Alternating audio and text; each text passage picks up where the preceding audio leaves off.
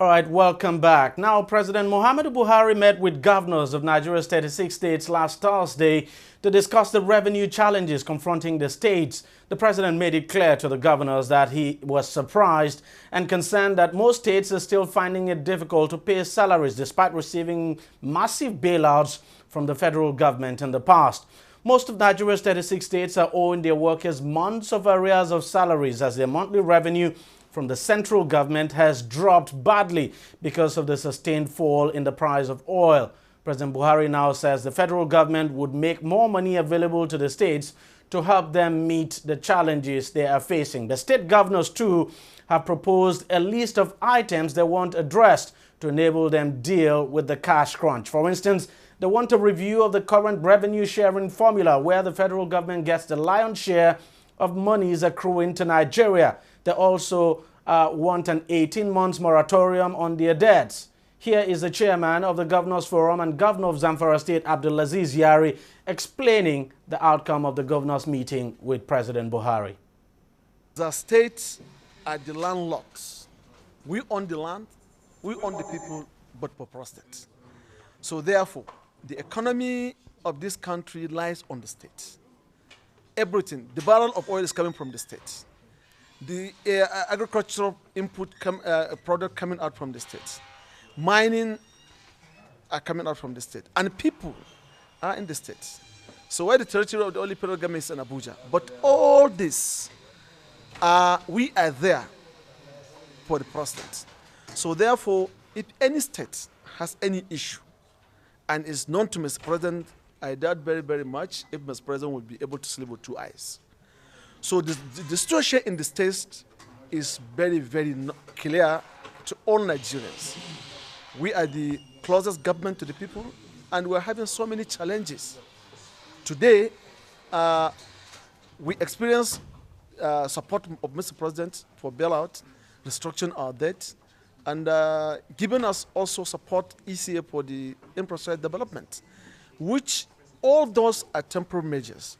So we listed a program for the federal government to plan for restructuring the state economy, ranging from the short term, medium, and long term, which we presented to Mr. President, and he graciously accepted, and he planned to put a committee in place where we'll look at the matters ranging from short term. From short term, we are looking at situation whereby our own funds that are hanging since 2005, line from the Obasanjo exit of Paris Club, some of the money that were not paid, so the state are having that difficulty. So if the state can get one or two things from there, we get relief. And also the loan restructured and ECA and the bailout loan that we start paying, we are looking for moratorium for 18 months so that we can be able to strategize. The Belovia IGR is just not over a night. It's a long-term program you have to plan. And also, our service is exploded, but there's nothing we can do about it because we can't be anti-social program. We know that people are taking their daily good from there, and we cannot say that we are going to lay down step or we are going to do a cut in the salary wages, which is not possible. It's not even enough. We all agree, we recognize that it's not even enough. But the issue is we have the size is too much for the state or for the local government to carry, but we must continue. So in doing that, we have to look for a plan to support this program. Otherwise, we'll continue going back with the situation that planned for $100 to a barrel to 28 and 30, 40 respectively. Definitely the issues will not end at this point in time. We must be going and coming back. So therefore, we design a plan for short term, medium term. So these are part of short term. So part of the medium term, we're looking how government will look at the revenue mobilization formula on sharing of resources, which is overdue for the past 10 years. That we are looking at how the government will give the independent to revenue mobilization commission to come out with this with this job. What the initial practice is for them to make a proposal and submit it to the president. And president will look at it and is presented to the National Assembly at his own mercy. So therefore, we're looking at how that is going to get attention to. And at the same time, we still continue with our program of mining on agriculture, diversification of economy as a long-term program. So there's a paper that will be given to you as what we discussed with the president, and president agreed that he is going to do his best. He's going to put the committee. I believe Vice President will be in that committee, and what you mentioned, Pashola, will also be in that committee because he's one that headed the committee of governors, the Nigerian Governors Forum in 2012, 2013, how the revenue mobilization formula will come up with the new formula of sharing. And at the same time, instead of asking, the state has committed their resources on undertaking the federal program, more especially roads and airports. So we requested that we know that President has put in a committee in place. So therefore, that committee should hasten their work and complete and present it to Mr. President so the state can get relief. These people are in the state. And definitely, we are supporting the state in so many, federal in so many ways, in even funding the security, giving them allowances and what have you. So, well, joining me now to talk more about this is Mr. Bala Zaka, a political analyst and energy expert, and of course a public affairs analyst. Mr. Zaka, thank you very much for joining us on the program. First, let me get your take on this demand by the governors for a review of the revenue sharing formula. Do you think it will go a long way in addressing the current cash, the current cash crunch now that states across the country are going through?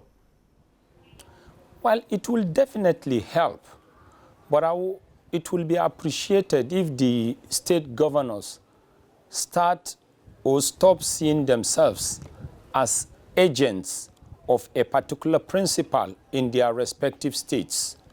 They should start seeing themselves as strategic and economic managers of their respective states.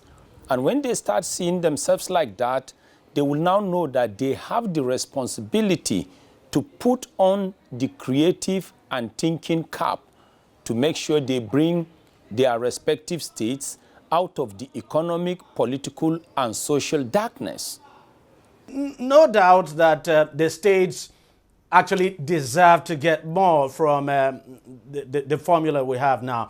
I mean, a situation as we have it today where the federal government is collecting 52%, the states altogether are getting about 26-point-something%, of course, and the local government, of course, 20-point-something% is not in order, and they actually deserve more and they want more.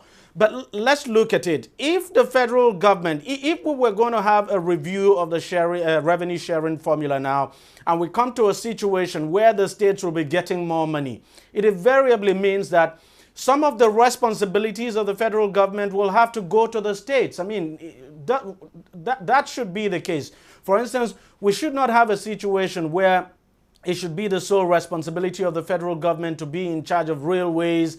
It means some of those items we have on the exclusive list will now go to the states, right? There are some responsibilities that just have to be responsibilities of the federal government. You talk about railways. Railways are not limited to particular states.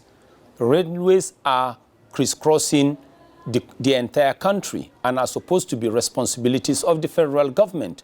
When you talk about highways also, the major roads are supposed to be responsibilities of the federal government. There are so many things that are supposed to be the responsibilities of the federal government, and they help in collating and the congruency that will make the federal government to lead the country effectively. But the most important thing, like I said, is for the governors to stop seeing themselves as individual agents of a particular principal, probably called the president or the federal government.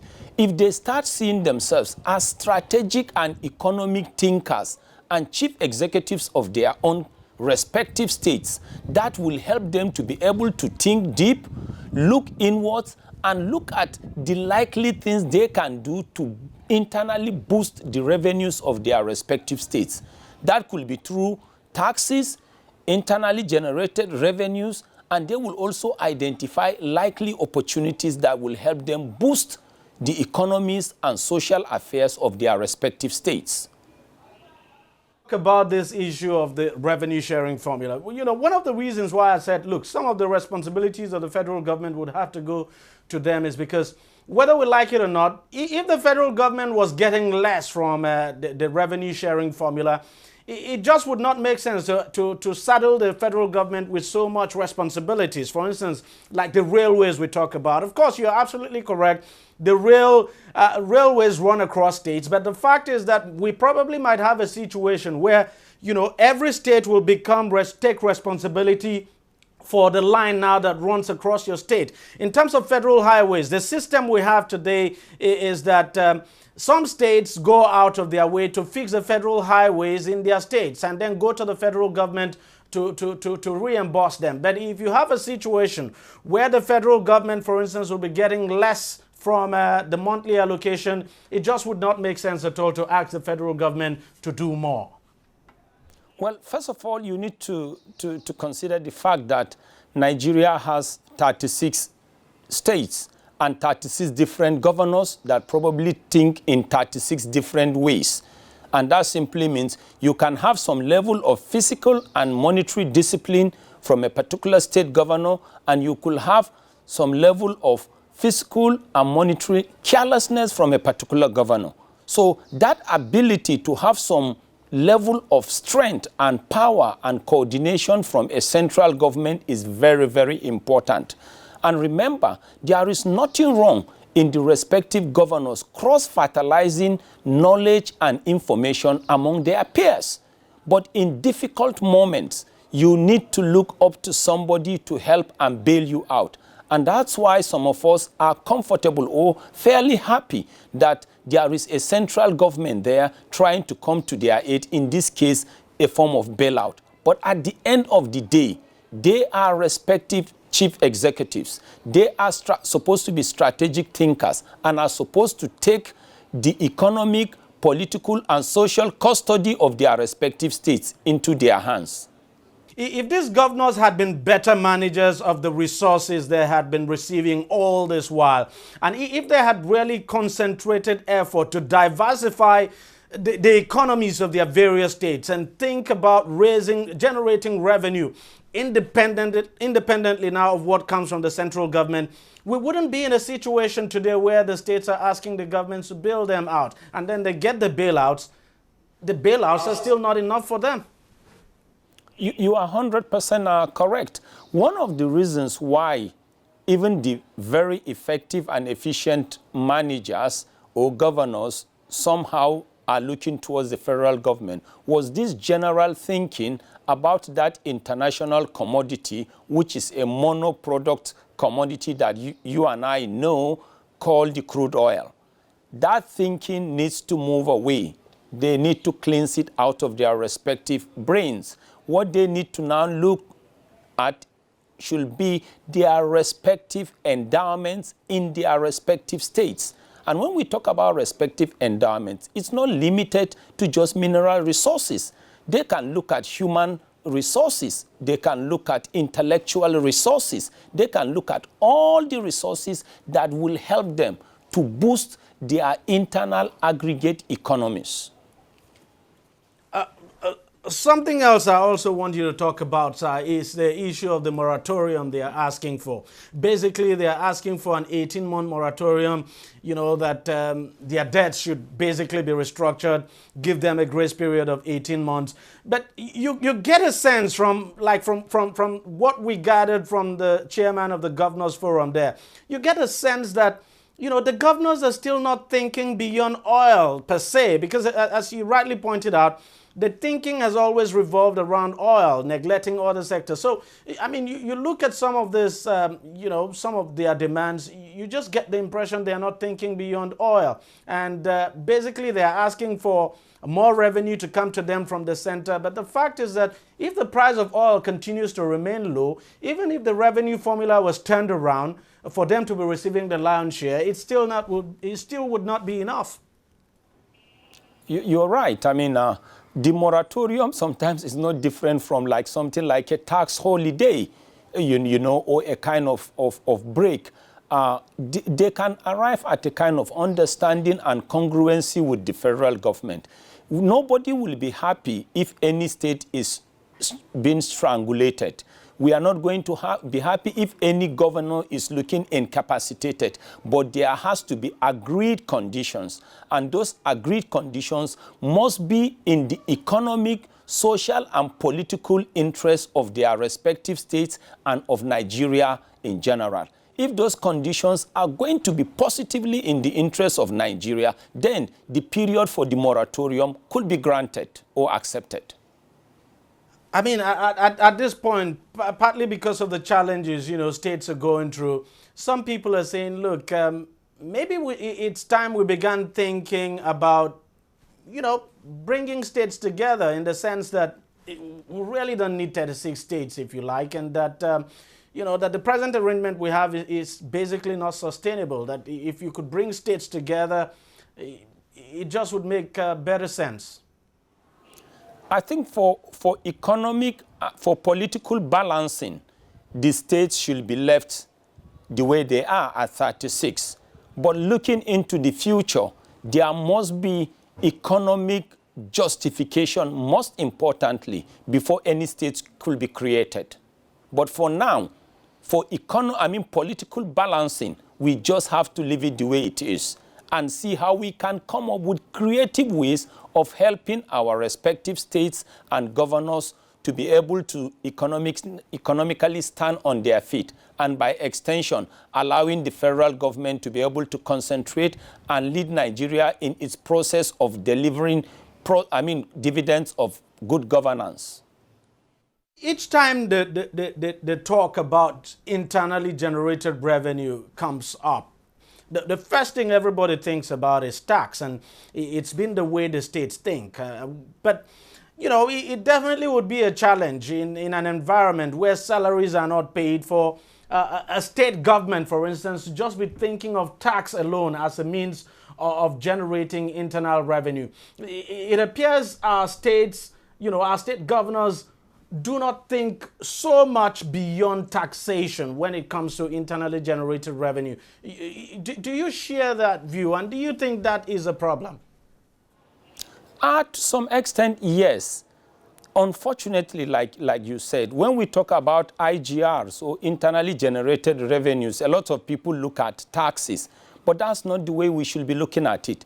The state governors, like we said, should be economic strategic managers. And what they should be looking at is the process of empowering their respective citizens. And they can do that by coming up with schemes. For example, if you have fertilizer plants in your respective states, that will generate income. And that will generate employment. Then there will be less social pressure from miscreants and unemployed people on your side. If you're able to go into food processing, if you're able to go into agriculture, if you're able to go into textile, if you are able to go into packaging, you will create employment. And the moment you create employment, then people become less distracted. People become more engaged. People can now generate income and have disposable income. And once they can have that, then there will be less pressure on you as the chief executive, in this case, the governor. And once you have less pressure in terms of economic burden and social burden, then you will be able to have enough and manage the little you have to run the state effectively and politically. You are an energy expert. I mean, you work in the petroleum industry. For how long do you think Nigeria can afford to continue to rely on oil to keep its economy going, especially considering what we are having, what we are experiencing at the moment? We should be able to differentiate between relying on the selling of crude and generating crude oil revenue to move Nigeria forward, and taking advantage of what the crude oil is to be able to boost our economy internally. And this is how I can explain it. If you look at gas, for instance, we don't necessarily need to be relying on just LNG. But if we understand that from just gas, we can generate electricity, then that means we're going to have energy to boost the internal economy. If we understand that from just gas, we will be able to have it as a feedstock for ammonia, and ammonia is a raw material for fertilizer. That means from only gas, we can boost agriculture. We should start looking at oil from the point of helping us to internally grow our GDP, not from the point of generating external earnings or foreign currency through sales.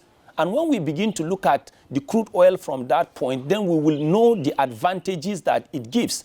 Because there are many countries that are also having only crude oil, but that does not reduce them to a mono-product economy. The crude oil is an endowment. You can take advantage of the crude oil to boost your economy and diversify your economy.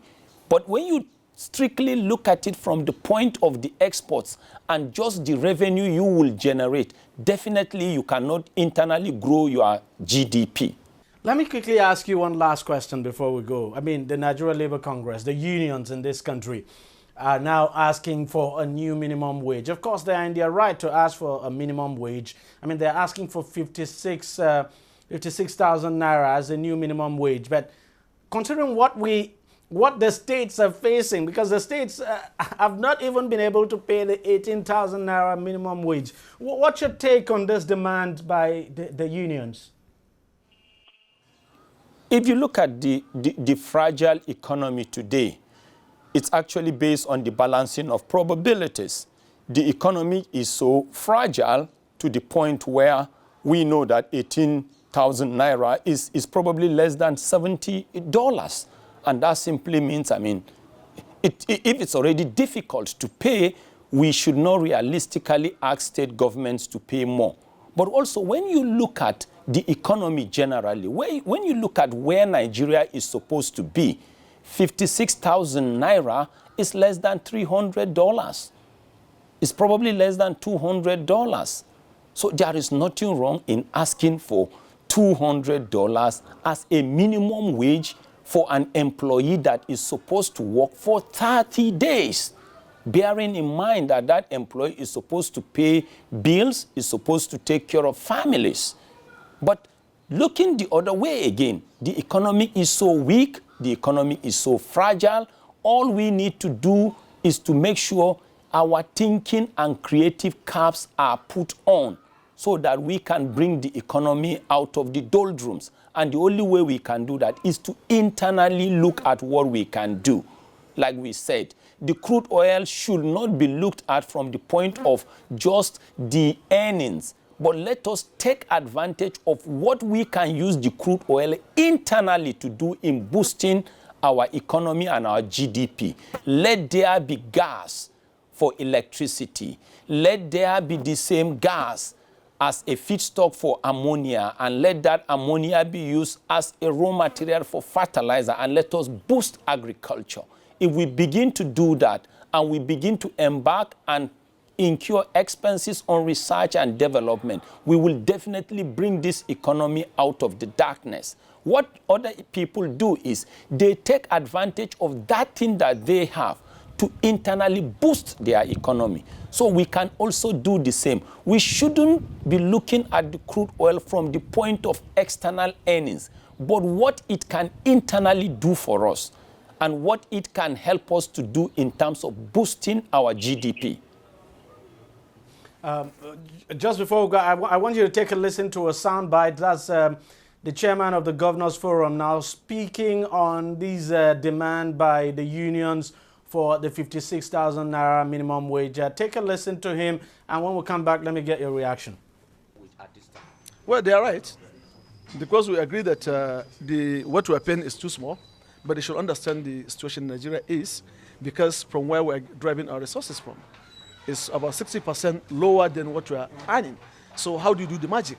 But we are going to do our best. Thank you. Now, do you expect the unions now to show understanding, as the governor of Zamfara State and chairman of the Governors Forum said there? I actually sympathize with both parties. The demands of the unions is realistic. But I also sympathize with the governors because the economic is very, very weak and fragile. The economic is probably in a benign state. So I sympathize with both parties. What we should do rather is to get ourselves into a round table and think of the best we can do. But it will be difficult to say the demands of the labor is not realistic, and it will be unfair and immodest to say the governors should pay 56,000 naira. The way the economy is today, we just need to put ourselves together in the interest of national unity as citizens of one country and just look for a solution. And then we shouldn't forget that the reason why Nigeria's economy is like this today is just because that monoproduct we've always relied on, oil, the price has really gone down by over 60%. And so what comes to government is very, very low. Invariably, what comes to the states will naturally be low. So basically, that's the reason why we're facing this, and that if the government took its diversification program seriously, we just might be able to, in the future, avoid a situation like this, right? Before now, we should get this point very, very clear. Before now, this economy or the economy of Nigeria wasn't slow because of prices or falling prices of crude oil. It wasn't falling prices of crude oil that make us not to be able to have electricity today. It wasn't falling prices of crude oil that make us not to be able to have fertilizer plants all over the country. It wasn't falling prices of crude oil that made us not to be able to develop places like Ariaria and Onitsha into regional and continental markets. It wasn't falling prices of crude oil that made us not to deploy our ecological funds to take care of most of the erosion-ravaged areas and areas that are suffering from desert encroachment in Nigeria. It wasn't falling prices of crude oil that made us not to be able to build the second Niger bridge. It wasn't falling prices of crude oil that made us not to dredge the river Niger. It wasn't falling prices of crude oil that made us not to be able to develop or expand the ports of Warri, Calabar, and Port Harcourt. It was planlessness. What the falling prices of crude oil has made us to now do is it has made us to now see ourselves as a country that needs to plan more and be more organized and prudent even in the days of plenty. Let's just hope that, that we don't go back to our ways when the prices of oil picks up. Exactly. When the prices pick up, then we will find ourselves in the days, like in the days of plenty and abundance. And when that happens, we still need to continue planning and to be prudent. But we should stop relying on the fact that it is because the prices of crude oil went down, that's why we are suffering. No, it was due to planlessness. Well, let's just hope we understand all this now and do the right things going forward. Mr. Balazaka, thank you very much for joining us on the program, and thank you for those wonderful contributions. Well, just before we wrap up, let me just quickly say something. In a couple of days or perhaps weeks, the federal government of Nigeria would pass the 2016 budget. Now, most people anchor their hope on that budget, thinking as soon as the budget is passed, all of Nigeria's economic problems will be solved. But I'm sorry, if that is the way you think, then you're getting it wrong. As a matter of fact, we're laying too much emphasis on that budget and not looking at the contributions of the various states of the country.